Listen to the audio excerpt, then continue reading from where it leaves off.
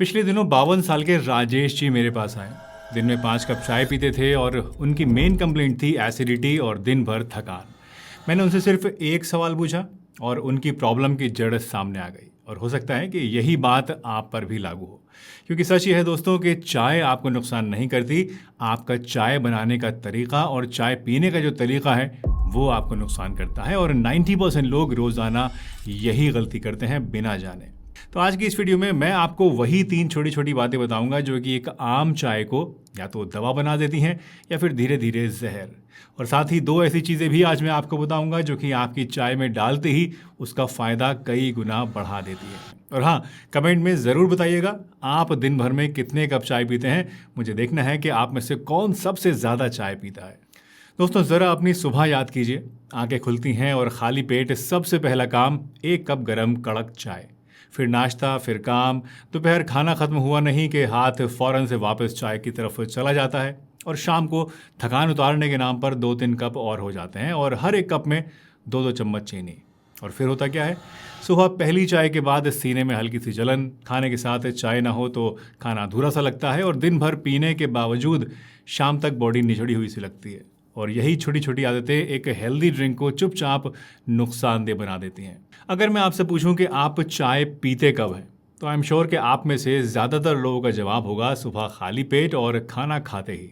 और ठीक यहीं पर छुपी हुई है प्रॉब्लम की असली जड़। खाली पेट जब आप गरम गरम चाय पीते हैं तो चाय का कैफीन आपके पेट में एसिड को बढ़ा देता है।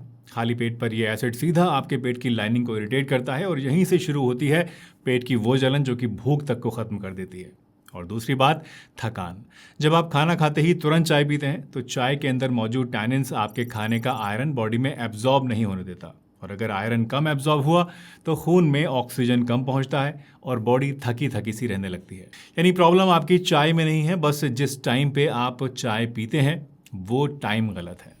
दोस्तों, वीडियो में आगे बढ़ने से पहले एक इंपॉर्टेंट अनाउंसमेंट। अगर आप अपनी किसी भी हेल्थ प्रॉब्लम के लिए मुझसे संपर्क करना चाहते हैं, सलाह मशवरा लेना चाहते हैं, तो आप अब हमारी ऑनलाइन हेल्थ असेसमेंट सर्विस के जरिए ऐसा कर सकते हैं। आपको बस एक फॉर्म भरकर हमें भेजना है जिसमें अपनी प्रॉब्लम और लाइफस्टाइल के बारे में डिटेल से इन्फॉर्मेशन आपको फिल करनी है। आपकी डिटेल्स के बेसिस के ऊपर मैं और मेरी टीम आपकी प्रॉब्लम का पूरा एनालिसिस करके आपको बताएंगे कि आपकी प्रॉब्लम की असली वजह क्या है।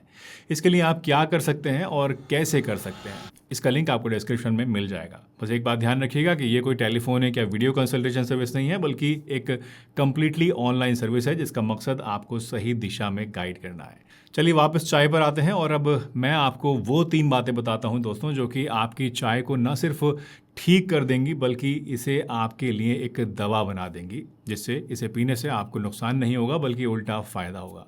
तो पहली बात है टाइमिंग। सुबह उठते ही खाली पेट चाय बिल्कुल मत पीजिए। पहले थोड़ा सा आप पानी पी लीजिए, कुछ हल्का फुल्का खा लीजिए और फिर उसके बाद चाय पीजिए। इससे क्या होगा कि बिल्कुल खाली पेट पर गरम गरम चाय आपके जो एसिड को बढ़ा देती है, आपके पेट में इरिटेशन पैदा कर देती है, वो प्रॉब्लम आपकी कम हो जाएगी। साथ ही जैसा मैंने आपको बताया, खाना खाने के तुरंत बाद भी चाय आपको नहीं पीनी है और कम से कम 1 घंटे का गैप आपको अपने मेन मील्स के बीच में और चाय के बीच में रखना है। यकीन मानिए, सिर्फ इतना सा करने से ही आपकी आधी प्रॉब्लम्स जो हैं वो खुद ब खुद ठीक होने लगेंगी। दूसरी बात है चीनी। सच कहूँ दोस्तों तो चाय का सबसे बड़ा नुकसान चाय पत्ती नहीं है बल्कि उसमें पड़ी हुई 2-2 चम्मच रिफाइंड चीनी है। अगर आप दिन भर में सिर्फ 3 कप चाय भी पीते हैं लेकिन उसमें आप खूब सारी चीनी डाल देते हैं तो सिर्फ 3 कप से ही लगभग 6-7 चम्मच चीनी आपकी बॉडी के अंदर चली जाती है। इसलिए बेहतर यह है कि बिना चीनी की चाय पिएं, या फिर आप फीकी चाय अगर नहीं पी सकते हैं, अच्छा नहीं लगती है, तो आप धीरे धीरे चीनी को कम करने की कोशिश करें और जितना मिनिमम से मिनिमम आप हो सके उतनी कम चीनी वाली चाय पीना स्टार्ट करें। वैसे कुछ लोग चाय में शुगर की जगह गुड़ डाल देते हैं, तो जान लीजिए कि गुड़ एक थोड़ा बेहतर ऑप्शन ज़रूर है आपके लिए, लेकिन गुड़ भी आखिर में शुगर ही है, इसलिए इसे भी आपको हेल्दी समझकर ज़्यादा इस्तेमाल नहीं करना है। इसलिए मेरी नज़र में सबसे असरदार तरीका यही है कि आप चाय को कम मीठी पीना या फिर बिना चीनी वाली चाय पीने की आदत डालें और ये आपके लिए बेस्ट रहेगा। और तीसरी सबसे इम्पॉर्टेंट बात, चाय को बार बार मत उबालिए। बहुत से लोग सोचते हैं कि जितनी ज़्यादा उबली हुई चाय होगी उतनी ही अच्छी होगी, लेकिन ये बिल्कुल गलत सोच है। ज़्यादा देर उबालने से चाय का टेस्ट तो अच्छा हो जाता है, कड़क बन जाती है, लेकिन टैनिन से ज़्यादा निकलते हैं। चाय कड़वी भी होती है और एसिडिटी भी ज़्यादा बढ़ाती है। इसलिए चाय को हल्की आंच पर बस ठीक से पकाइए, लेकिन बार बार मत उबालिए और ना ही ठंडी चाय को दोबारा से गर्म करके पीजिए। अब इन 3 बातों को ठीक करने के बाद दोस्तों आइए 2 ऐसे इंग्रेडिएंट्स के बारे में भी जानते हैं जो कि आपकी चाय को सच में दवा बना देते हैं। तो पहली चीज़ है अदरक। अदरक में कुदरती एंटी इन्फ्लेमेटरी ताकतें होती हैं, यानी ये शरीर की सूजन और दर्द को कम करता है। ख़ास तौर से घुटनों के दर्द पर तो इसका जो असर है वो बहुत ही बढ़िया है और साइंस ने भी अब इसको माना है। अदरक डाइजेशन भी सुधारता है और जी मचलाना भी कम करता है। लेकिन हाँ, जिन्हें एसिडिटी या गैस ज़्यादा रहती है वो अदरक कम ही रखें, क्योंकि ज़्यादा अदरक उनकी एसिडिटी को बढ़ा सकता है। दूसरी चीज़ जो आपको अपनी चाय में ज़रूर डालनी चाहिए वो है दालचीनी। दालचीनी ब्लड शुगर को कंट्रोल में रखने में बहुत मदद करती है।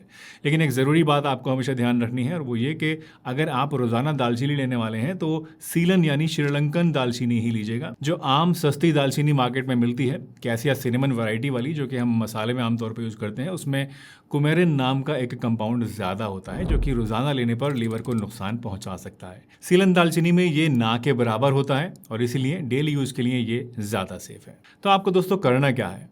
आपको करना यह है कि जब भी आप चाय बनाएं तो 1 कप चाय के लिए आधा छोटा चम्मच कसा हुआ अदरक और 1/4 छोटा चम्मच सीलन दालचीनी पाउडर आप ले लीजिए।